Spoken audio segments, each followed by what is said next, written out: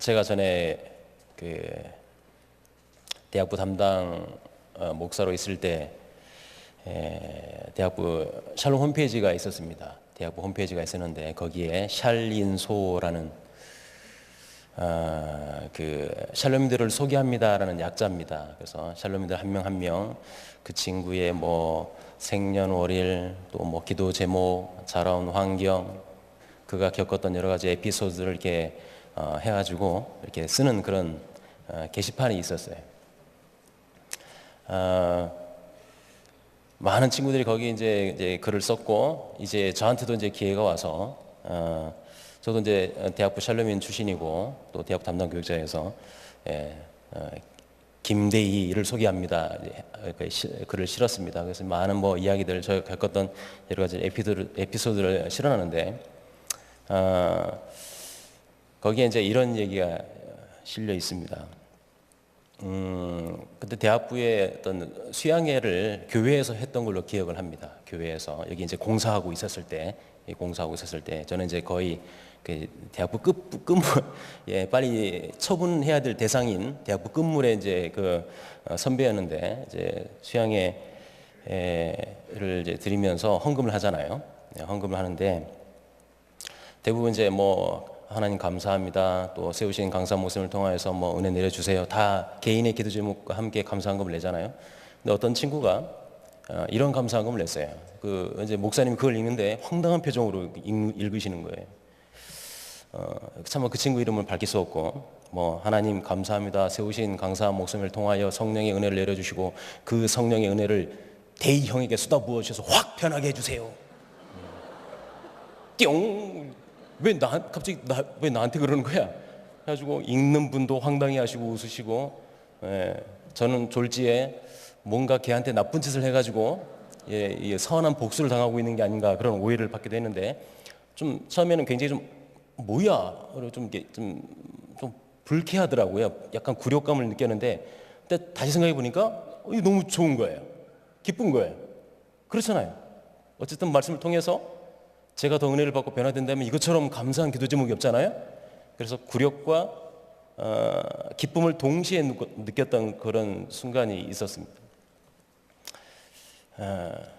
근데 이제 그런 기사들을 쭉 써 내려가다가 마지막에 질문이 글쎄요, 다른 샬롬들에도 있었던 질문이었던 것 같은데 저한테도 질문이 있는데 목사님께서 생각하실 때 가장 불편한 샬롬인이 있다고 한다면 좀 대화하기가 꺼림직스럽고 불편한 샬롬인이 있다고 한다면 누구라고 생각하세요? 라는 질문이 있었어요.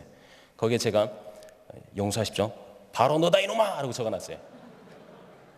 그 인터넷입니다. 인터넷 그 홈페이지에 바로 너다 이놈아! 라고 했어요. 저의 이제 의도는 많은 샬롬들 가운데 저한테 이제 친근하게 다가오는 샬롬도 있지만 좀 뭔가 좀 이렇게 선을 긋고 좀 다가오기 힘들어하는 친구도 있지 않습니까? 그래서 이제 모든 친구들이 얼마든지 나에게 다가오라는 의미로서 바로 너다 이놈아 적어놨는데 불사 이게 엄청난 파장이 일어날 줄은 몰랐어요. 담임 목사님이 그걸 보셨어요. 바로 너다 이놈아! 담임 목사님이 깜짝 놀라셔가지고 그 이후로 저는 큰일 날 뻔했습니다. 네. 근데 제 생각할 때 목사님께서 그걸 보시고 난 다음에 더 저를 더 친근하게 대해주시지 않았을까라는 지극히 개인적인 생각을 좀 해봤어요. 거기에 하나 에피소드가 더 있는데 오늘의 본문 내용과 좀 연관되지 않을까 싶어서 한번 소개해드리려고 합니다. 아까 헌금도 수치, 굴욕과 기쁨을 동시에 느꼈다고 한다면 제가 지금 말씀드린 에피소드는 기쁨과 함께 굴욕을 동시에 느꼈던 그런 저희 에피소드입니다.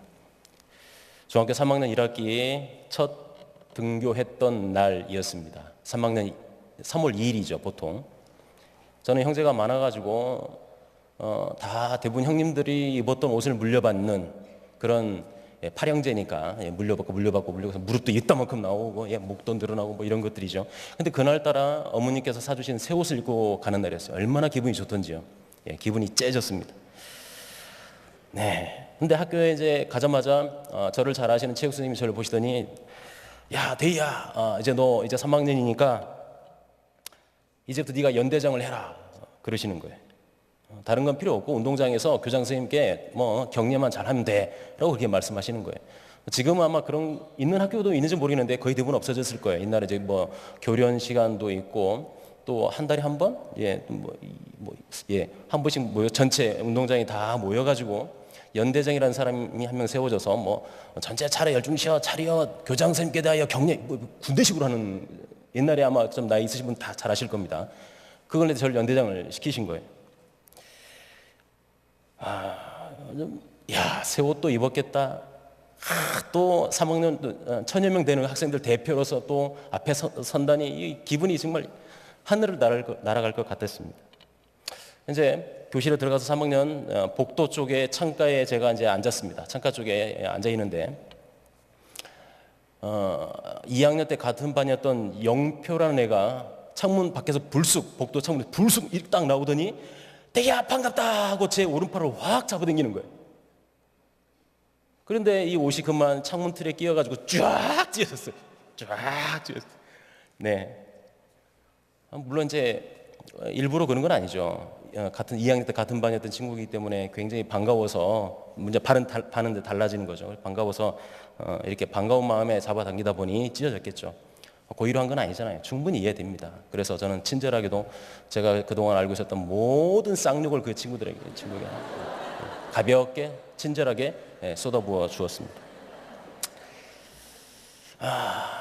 근데 이 정말 이 뭐야 화가 막 치밀어 오르는데 그것도 느낄 틈도 없이 방송에서 학생들은 전부 다 운동장으로 모여주세요라는 이제 방송에 나오는 거예요. 그러면서 이제 막 투덜투덜거려서 나가는 그 순간에 아차 격려 찢어지는 옷.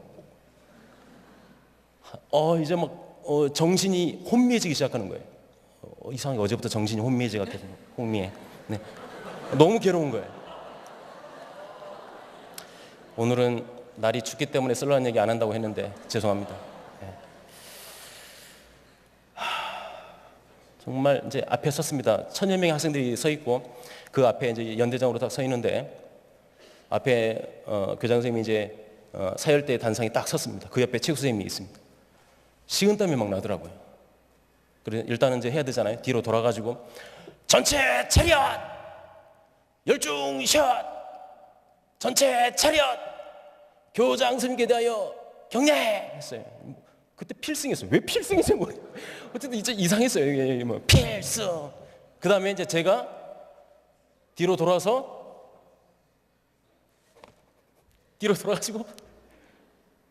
글쎄요 한 2초 정도 있었던 것 같아요. 근데 거의 한 1, 2분 이상 지나가는 그런 느낌이었어요. 식은땀이 줄줄 하는데 전체 할 때는 크게 했는데 막상 교장 선생님 딱 보니까 목소리가 이제 기어들어오는 거예요. 필승! 이 찢어졌잖아요. 이걸 참아 못 들겠는 거예요. 이렇게 해야 되는데 이게 너무 부끄러워가지고 필승! 이러는 거예요. 교장 선생님은 황당한 표정으로 뭐야 쟤? 그리고 그 옆에 체육 선생님은 당황한 표정으로 뭐야? 이러시는 거예요. 어제 당황하면서 트럭 얘기하는데 그것보다 훨씬 더 적절한 비유가 되겠죠?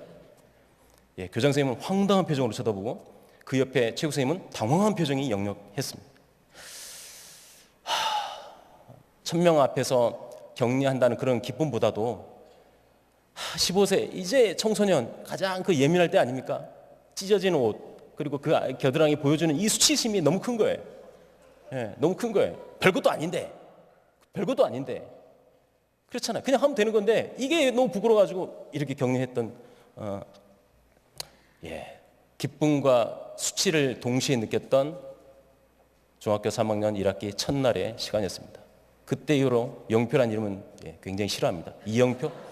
축구는 잘하지만 어쨌든 그 친구는 아니에요. 이영표랑 다른 애입니다. 여러분 수치, 부끄러움 그리고 진짜 기쁨. 오늘 본문은 참된 기쁨과 진짜 수치가 무엇인지를 예수님께서 행하셨던 고난의 걸음을 통해서 대조적으로 잘 우리에게 보여주고 있어요. 이 시간 이 본문을 통해서 변화무쌍한 세상 속에 살면서 참된 기쁨을 추구하고자 하는 이 경향의 청년들에게 주시는 하나님의 음성을 함께 상고해 보고자 합니다. 첫째로 성도에게 있어서 참된 기쁨은 예수께서 걸어가신 고난의 길을 담대함으로 따라갈 때 맛본다는 겁니다. 자, 히브리서 13장 10절부터 13절을 우리 합독하겠습니다. 시작.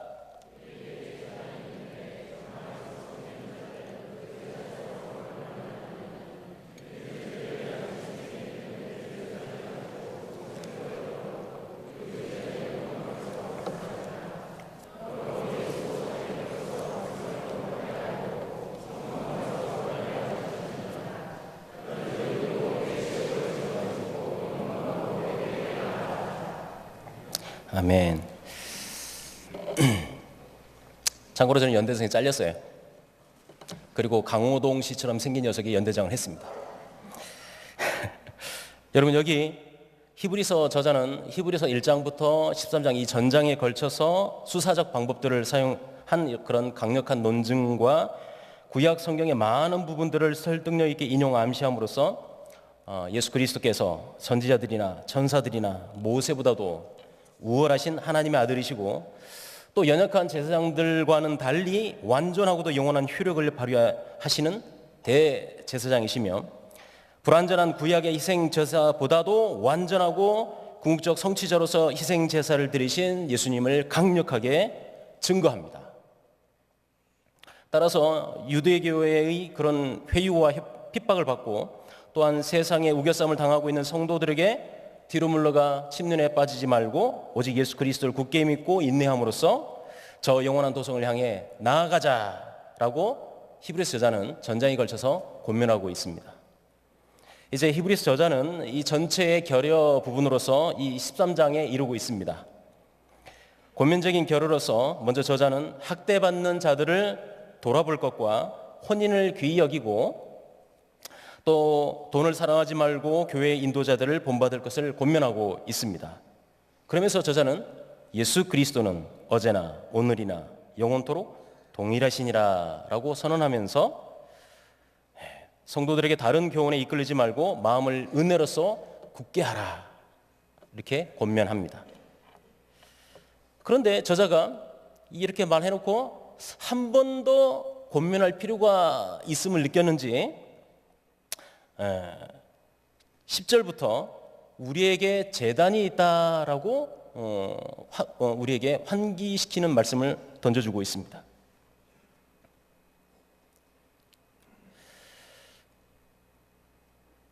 제단에서 속죄 제사를 드릴 때 여러분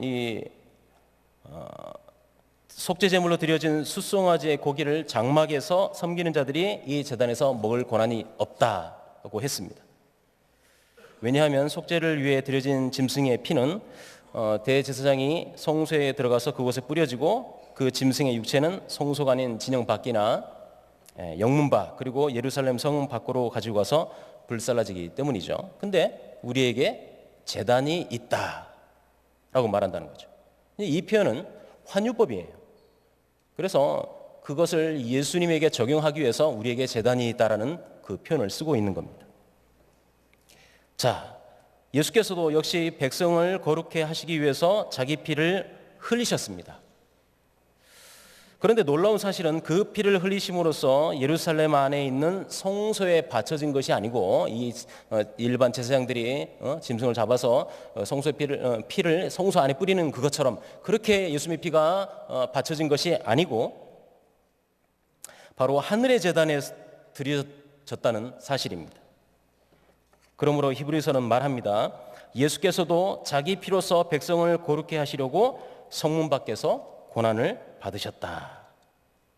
그런데 히브리서 저자가 이것을 언급한 것은 뒤에 이어지는 말씀을 강조하기 위함입니다. 뒤에 나오는 13절, 즉 그런즉 우리도 그의 치욕을 짊어지고 영문 밖으로 그에게 나아가자는 말씀으로 청중들에게 강력하게 권면을 던지고 있는 겁니다. 사실 우리가 잘 알고 있듯이 예수께서 지신 십자가는 당시 로마 사회에서 가장 수치스러운 형벌이었습니다. 명예를 목숨보다도 중요시하고 또한 수치를 경밀히 여기는 그런 당시의 그리스 로마 사회 문화 속에서 이 십자가형은 가장 극악무도한 자들에게 내려지는 형벌입니다. 그래서 만약에 가족 중에 누가 십자가형을 받았다고 한다면 이는 가족의 부끄러움이요 가문의 수치가 되는 겁니다. 그리고 이 가문의 수치인 십자가형을 그 당시 문화 속에서 누구나 다 잘 알고 있었기 때문에 여러분, 그래서 성경에 보면 예수님을 십자가에 못 박는데 원래는 서로 앙숙관계였던 바리새인과 사두개파가 예수님을 십자가 못 박는 일에 대해서는 언제 그러냐는 듯이 친밀하게 하나가 되어서 고발하고 있는 것을 우리가 성경에서 보지 않습니까? 빌라도가 신문을 해보니까 예수님에게는 그런 죄를 찾을 수가 없었어요. 놓아주려고 하니까 십자가에 매달으소서, 십자가에 매달으소서, 눈에 쌍심지를 켜고 빌라도에게 압박하고 있는 장면을 우리가 볼 수가 있습니다.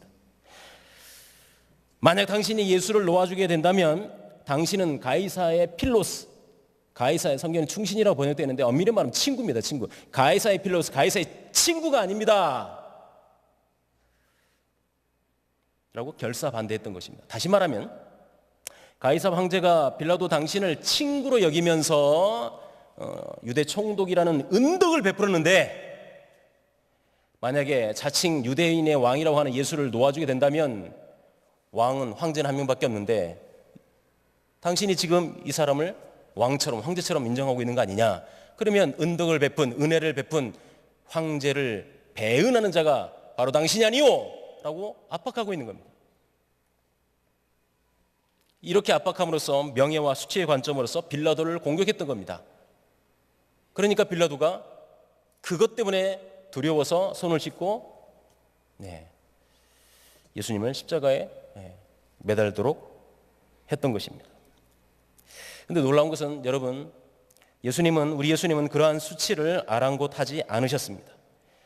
세상이 말하는 수치를 진짜 수치로 여기지 않았다는 말입니다. 오히려 십자가형을 당신의 택한 백성들을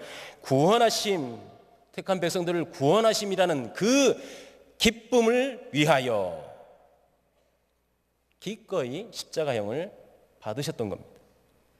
그래서 히브리서 12장 2절은 믿음의 주요 또 온전하게 하시는 이인 예수를 바라보자. 그는 그 앞에 있는 기쁨을 위하여 십자가를 참으사 부끄러움을 개의치 아니하셨다라고 말씀하고 있지 않습니까? 부끄러움을 개의치 아니하셨다를 직역하면 부끄러움을 멸시하셨다라는 뜻입니다. Despising the shame. 부끄러움을 그거 아무것도 아니야. 아무것도 아니야. 멸시하셨다라는 뜻입니다. 세상이 말하는 수치와 부끄러움의 상징인 십자가, 그건 택한 백성을 구원하시는 예수께는 결코 수치가 부끄러움이 될 수 없다는 선언입니다. 그렇다면 우리 모두 그리스도에게 속한 제자들로서 우리 역시 세상이 그토록 수치스럽게 생각하는 각각의 십자가를 지는 것을 부끄러워해서는 안 됩니다. 그 십자가를 지고 예수께서 걸으셨던 성문 밖의 고난의 길을 기쁨으로, 담대함으로 나아가야 마땅하지 않겠습니까? 당시 사회에서 예루살렘은 유대 사회에서 최고의 도시이죠. 어떤 학자는 예루살렘을 그 당시에 화려한 국제 도시라고 보는 학자도 있습니다. 자, 종교의 모든 종교 생활의 중심지고, 또 거룩한 성전이 있고, 성전이 있는 곳이고, 모든 문물이 다 모이는 곳입니다. 예루살렘 이 성을 보면 뭐 더 쉽게이트, 양문, 더 피시게이트, 어문, 더 뭐 홀스게이트, 마문 문들이 있어요. 그 문들이 뭐냐면 각각 지방에 이런 유명한 특산물들이 있잖아요. 말, 양, 또 뭐 피시게이트 저기 갈리 지방에서 물고기 그 들어오는 통로들입니다. 그러니까 모든 문물이 예루살렘입니다. 지금의 서울이죠. 최첨단의 문화를 만끽할 수 있는 곳이 예루살렘입니다. 그래서 여러분, 예수님을 따르는 이 촌동네 출신 제자들도 예루살렘에 들어와서 성전을 보고 우와 놀랬잖아요. 성경에 보면은. 심지어 예수께서 십자가를 지시기 위해서 예루살렘으로 올라가는 그 여정에서도 제자들은 예루살렘에만 들어가면, 그 휘황찬란한 예루살렘에 들어가면 예수님께서 다 쓸어버리시고 왕이 될 것이니 누가 더 큰 자리를 차지하지? 영의정, 좌의정, 우의정, 서로 다투기까지 하지 않습니까? 그러니 당시 세상에서 생명을 가진 자라고 한다면, 좀이라도 어떤 야망을 가지고 있는 자라고 한다면 모두 다 예루살렘으로 들어가고자 했을 것입니다. 출세의 도시, 번영의 도시, 그 예루살렘 안으로 들어가고자 함은 어쩌면 당연한 그 시대의 풍조고 사조고 당연한 거였어요. 혈기왕성하고 팔팔한 청년들이라고 한다면, 꿈을 꾸고 야망을 가지고 있는 자라고 한다면 당연히 뭐로 가도 솔로만 가면 된다, 뭐 옛날 뭐 그런 말도 있죠. 뭐 인제는 한양으로, 말은 제주도로, 예루살렘으로 고고싱 그랬을 겁니다. 그런데 히브리서 저자는 그런 당시 시대의 사조와는 전혀 다른 권면을 저와 여러분에게 주고 있어요. 예루살렘 안으로 들어가지 말고 성문 밖으로 나아가자라는 겁니다. 세상의 즐거움과 쾌락을 담보하는 성문 안으로 가지 말고 성문 밖, 예수께서 골고다를 향해 걸으셨던 그 고난의 길, 수치의 길을 우리도 따라가자. 아니, 그 길은 엄밀히 말하면 수치의 길이 아니고 오히려 기쁨이요 즐거움의 길이다. 시대의 사조를 따라 살지 말고 그 앞에 있는 기쁨을 위하여 십자가를 지시고 수치를 멸시하신 예수에게 나아가자. 히브리서 저자는 저와 여러분에게 권면하고 있습니다. 이렇게 히브리서 저자는 예수님의 진정한 제자인 저와 여러분에게 강력하게 권면하는 겁니다. 청년 여러분, 이쪽으로 봐야 되나요? 마음은 다 청년인 여러분, 여러분에 있어서 인생의 목적은 무엇입니까? 오늘날의 휘황찬란한 예루살렘 안으로 들어가는 것입니까? 우리의 삶의 목적은 세상 사람들이 가지고 있는 것과는 본질적으로 차원이 달라야 합니다. 그리스도를 위하여 고난당하는 것을 진정한 기쁨으로 여기면서 그분의 제자된 삶을 살아야 하는 것입니다. 여러분, 만약에 16세기 초에 16세기 17세기 다 20대 30대의 젊은 청년들이 단지 천주교의 그런 권위에 복종하고 단지 천주교에서 최대로 잘 되면 대주교 자리, 교황 자리, 이 자리만을 추구하는데 연연하고 있었다고 한다면 성경으로 돌아가자라고 외쳤던 종교개혁은 없었을 것이고, 오늘날 우리의 501주년 종교개혁 기념 특강도 없었을 것입니다. 다 20, 30대 청년들이었어요. 지금으로 물론 그 당시 조금 더 나이가 있는 분들이었겠지만, 여러분, 만약에 27살에 영국 웨일스의 한 청년이 그리스도의 길을 따르지 않고 세상 사람들처럼 자신만을 위해 살기를 원했다고 한다면, 대동강 강변에서 자신이 죽임을 당하면서 건넨 그 성경책으로 말미암아 후에 장로가 된 박충권이란 그런 성도와 여러 신앙인들과 많은 교회들이 세워질 수가 없었을 것이에요. 만약에 20대 중반에 한 미혼 여성이 조선에 와서 40년 넘게 선교사로 그리고 의사로 섬기는 것보다도 당시 사람들처럼 자기 미모를 꾸미고 자신만을 위하고 못 부리고 살기로 했다고 한다면 오늘날의 이화에 대나 우리나라 최초의 여성 의사나 최초의 여성을 위한 부인병원이나 최초의 여성 교육자들이 나올 수가 없었을 것이고, 후에 그녀가 또 다른 선교사와 결혼하여 낳았던 아들이 있는데 그 아들은 일평생 결핵 퇴치를 위해서 우리나라와 인도에서 선교사요 의사로 활동했던 그녀의 아들 로제타 셔우드도 없었을 것이에요.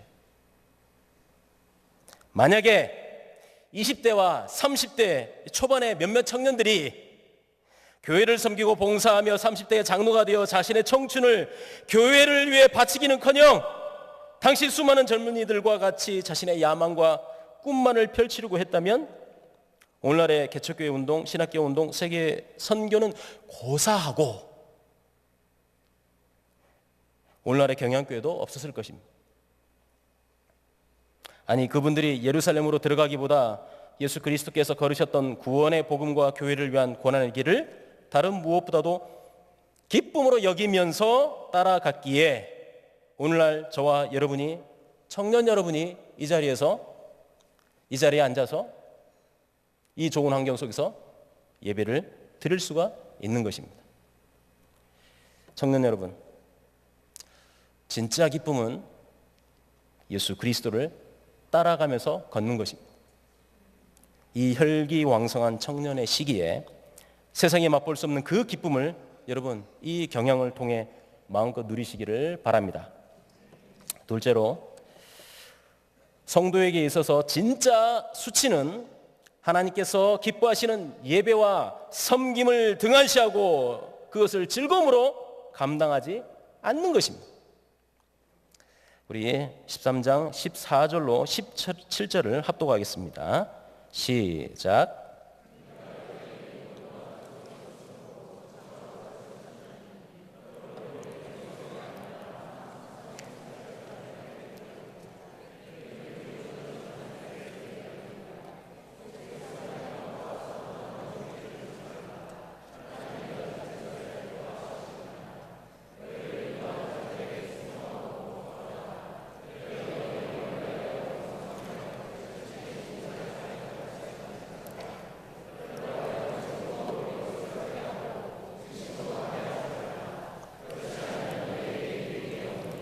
아멘.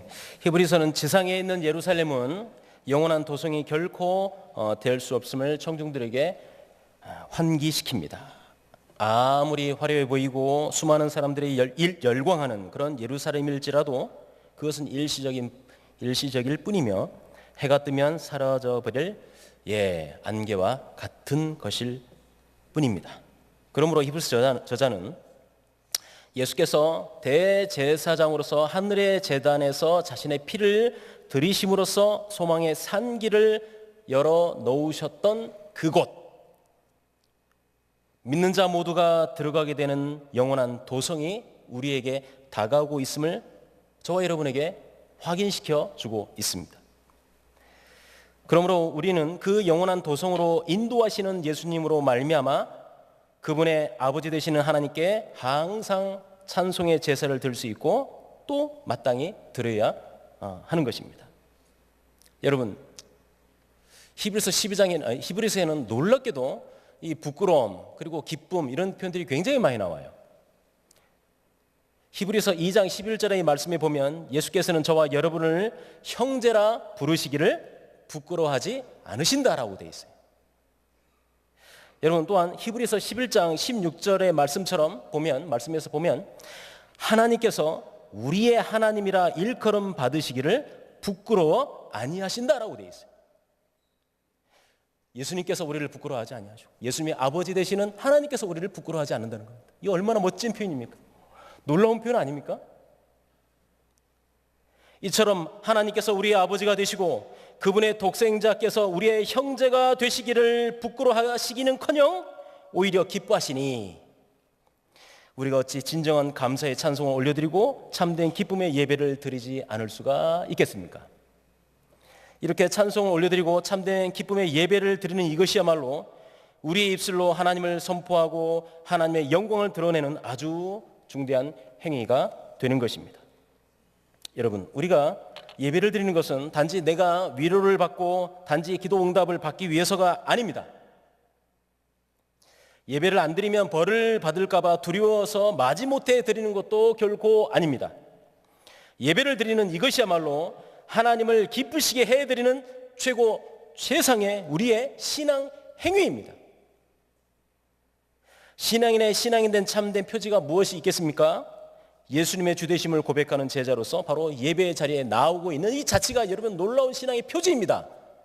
세상에 지금 엄청난 이 밤에 지금 SK가 이겨가지고 넥센을 이겨가지고 SK 팬들이 지금 흥청망청 먹고 마시는 이 바깥의 세상, 넥센은 졌어요. 그런데 그런 것과는 아랑곳하지 아니하고 이 자리에 나와서 예배를 드린다. 신앙인 된 표지입니다.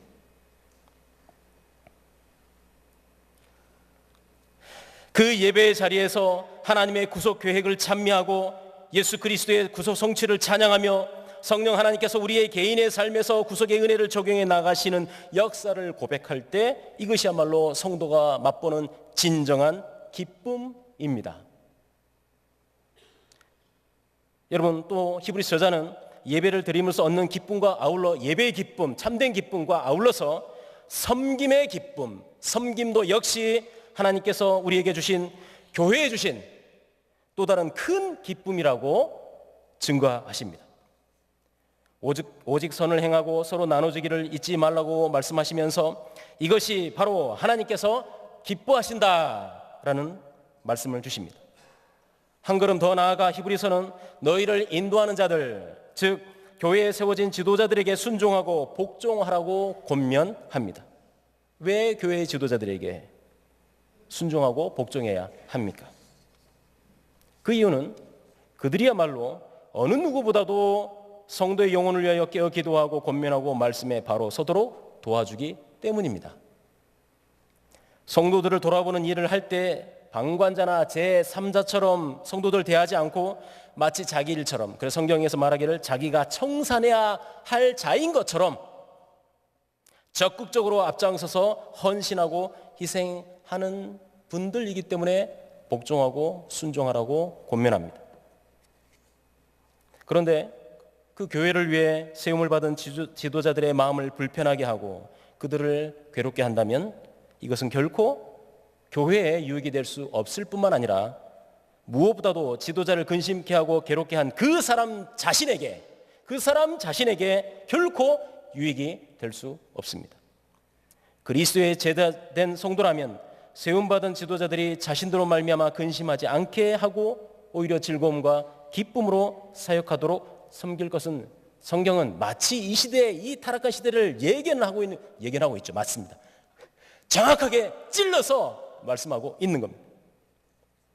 이처럼 선을 행하고 서로 나눠주기를 잊지 말며 교회의 지도자들에게 순종하고 복종하라는 이 말씀은 결국 성도들의 교회를 향한 섬김이 기쁨의 내용이라는 것을 보여줍니다.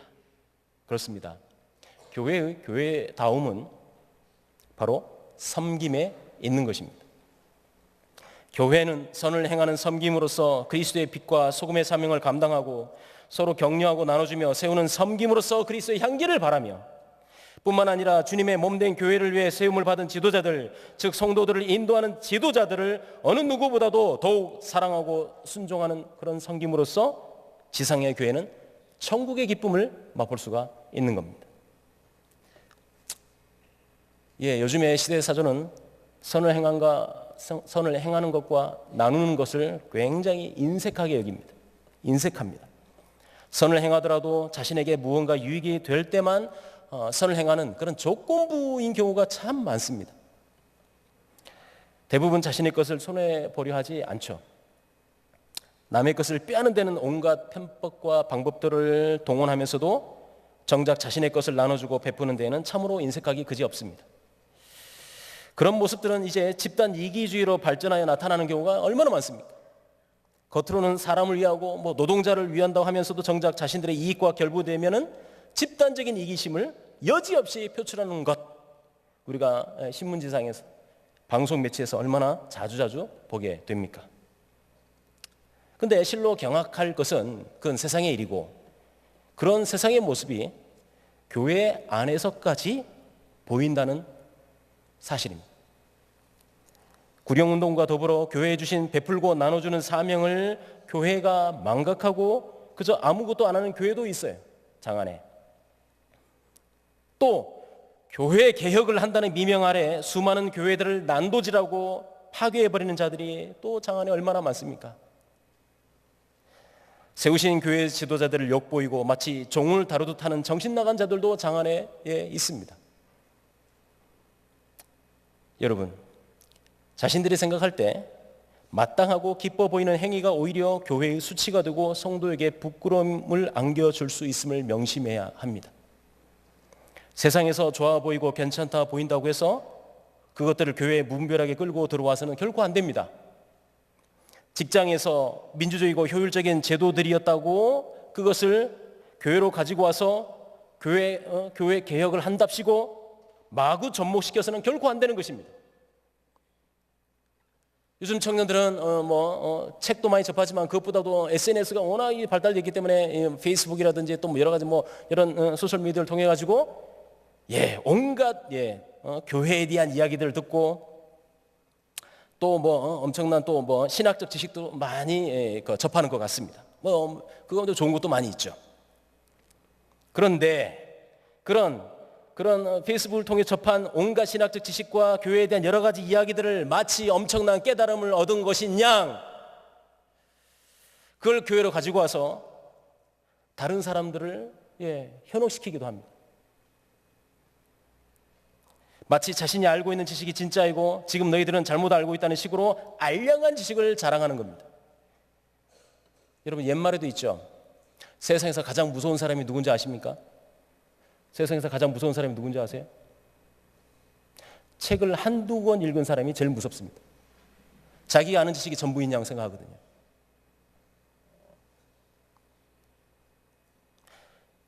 얄팍한 몇몇 책이나 인터넷 등에서 얻어들은 풍월로 교회를 재단하고 판단하는 것처럼 진짜 어리석은 것은 없어요.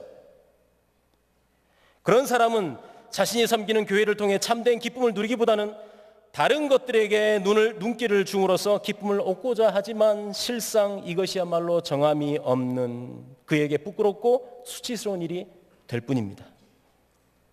혹 여러분 가운데 우리 청년분 가운데 신학적 지식과 교회 개혁에 관심이 많이 있는 분 있습니까? 그렇다면 제가 아주 좋은 신학교 하나 추천해 드리려고 합니다. 다 알고 있는 것처럼. 제대로 된 바른 신학 정립을 위해서 제네바 신학대학원대학교를 적극 추천해 드립니다. 신학의 역사적 흐름과 현대 신학의 방향과 여러 가지 모든 것을 접할 수 있고 무엇보다도 성경을 바르게 해석하는 성경 해석학을 제대로 배울 수가 있을 것입니다. 신학교 3년밖에 안 해요. 3년 과정밖에 안 됩니다. 일평생 80살, 90살 살잖아요. 그 가운데 내가 바른 신앙생활을 하는데 도움이 된다. 3년은 충분히 투자하고도 가치가 있는 시간이라고 생각합니다. 요즘 고등학생들 재수는 필수고 삼수는 선택이고 사수도 많이 한다고 그러더라고요. 그 정도인데 자신의 바른 신앙생활을 위해서 3년 신학교에 간다? 너무 좋죠. 꼭 신학교 가서 목사 되라는 법은 없어요. 그 가운데 공부해보니 나는 돈 버는 게 옳다. 깨달으면 그렇게 가면 됩니다. 또 한번 제대로 그냥 신앙생활을 위해서 공부하러 왔는데 거기서 하나님의 소명을 받고 삶을 받고 목사 되고 그럼 또 좋고. 신학교는 3학년 전액 학비 면제입니다. 내년부터는 생활관비 식비도 면제입니다. 제가 다 세뇌시킨 친구들입니다. 학업이 우수한 자에게는 특별 장학금도 줍니다. 요즘은 저희 경쟁률이 많이 3대1, 4대1, 5대1밖에 안 돼요. 좀만 노력하면, 좀만 눈에 불을 켜고 공부하면 장학금 받을 수 있습니다. 심지어는 입학하는 모든 자들에게 별들의 학교 장학금도 줍니다. 3년 내내 지급합니다. 방학 중에도 지급합니다. 다 와. 큰일 났습니다. 여러분, 세상의 것으로 교회를 어지럽혀서는 안 됩니다. 왜 그렇습니까? 교회는 본질적으로 예수님을 머리로 하고 그분의 대리자인 담임 목사님을 통해서 하나님의 말씀을 따라 목양되도록 세워진 영적인 공동체이기 때문입니다.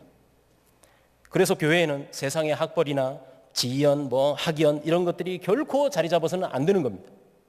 오직 삼위일체 하나님과 그분의 말씀만으로 하나 된 공동체이기 때문입니다. 그러므로 경영의 청년 여러분이여 명심하십시다. 교회야말로 오직 삼위 하나님께 예배함으로써 받는 기쁨이 충만하고 그리스도의 구속에 근거하여 선을 행하고 서로 나눠주며 교회 지도자에게 순종하는 섬김으로의 그 기쁨이 넘치는 영적인 공동체입니다. 오직 경양교회를 통해 예배와 섬김으로써 하나님이 주시는 참 기쁨을 만끽하시는 청년 회원들이 되시기를 바랍니다. 사랑하는 청년 여러분, 그리고 이 자리에 함께한 경양의 성도님 여러분, 16절에서 이와 같은 제사를 하나님이 기뻐하신다라고 말씀합니다. 제가 아까 기쁨이라는 단어가 히브리서에 많이 등장한다고 하는데, 이 여기 기뻐하시다는 이 단어, 16절에서 여기 기뻐하신다 이 단어는 유아 레스테오라는 단어입니다. 수동태로 쓰였습니다. 그러니까 직역하면 이와 같은 제사로 하나님이 기쁘심을 받는다가 될 것입니다. 즉 우리의 예배와 섬김이 강조되도록 수동태로 표현되고 있다는 사실입니다. 여러분, 우리 하나님께서는 우리의 예배와 섬김이 없어도 그분 스스로 영광된 분이시고 그분 스스로 기쁨이 충만하신 분이십니다. 그런데 오늘 본문은 의도적으로 하나님께서 우리의 예배와 섬김을 통하여 영광과 기쁨을 받길 원하신다라고 권면합니다. 웨스트민스터 대유리문답과 소유리문답의 각각 제1문항이 무엇입니까? 직분자들은 다 배워서 아실 겁니다. 사람의 제일 되는 본분이 무엇이뇨? 그 답하기를 하나님을 영화롭게 하는 것과 영원히 그분을 즐거워하는 것이다. 기쁘시게 하는 거다. 그렇습니다.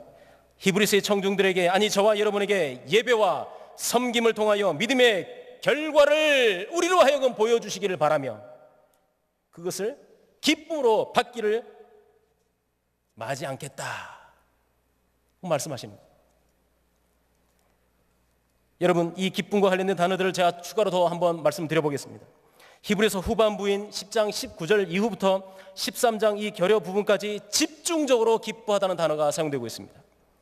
먼저 기뻐하다는 단어는 아까 제가 말씀드렸던 유아 레스테오라는 단어가 사용되고 있습니다. 이 단어는 11장 5절과 6절에 등장합니다. 여러분 잘 아시는 말씀이에요. 바로 하나님을 기쁘시게 하는 자라 증거를 받았던 에녹의 믿음을 언급할 때 사용합니다.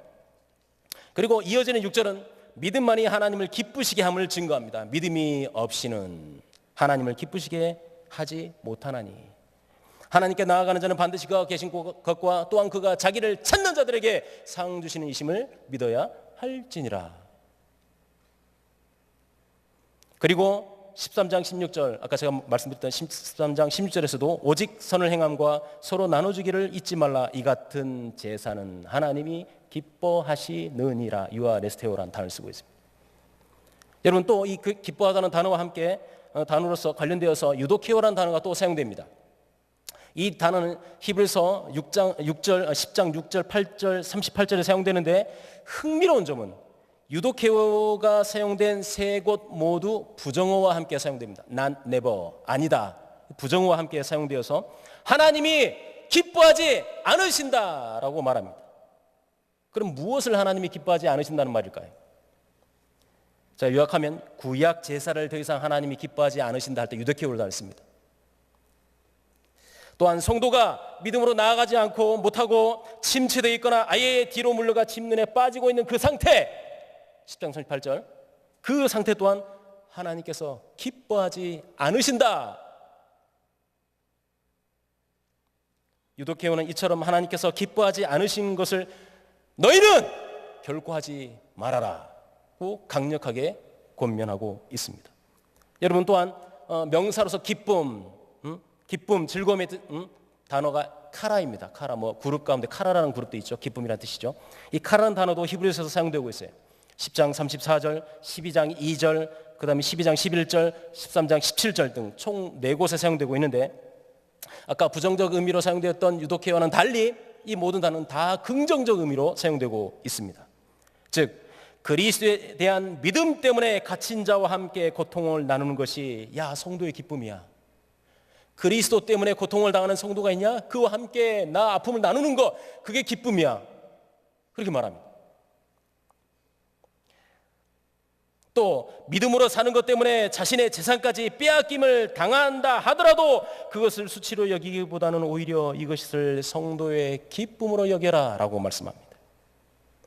왜냐하면 이 세상이 아니라 우리는 더 나은 본향, 저 하나님의 나라를 사모하는 자들만이 맛볼 수 있는 기쁨이기 때문입니다.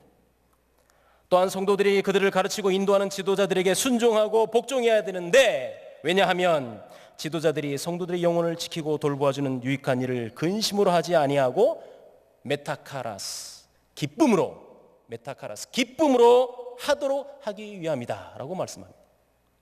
무엇보다도 히브리서 저자는 기쁨으로 자신의 사역을 감당하신 분을 소개합니다. 바로 믿음의 시작자여 완성자이신 예수 그리스도이십니다. 예수님은 자신 앞에 있는 기쁨을 위하여 십자가를 참으시고 부끄러움을 멸시하셨으며 마침내 하나님 보좌 우편에 앉으신 분이라고 말씀합니다.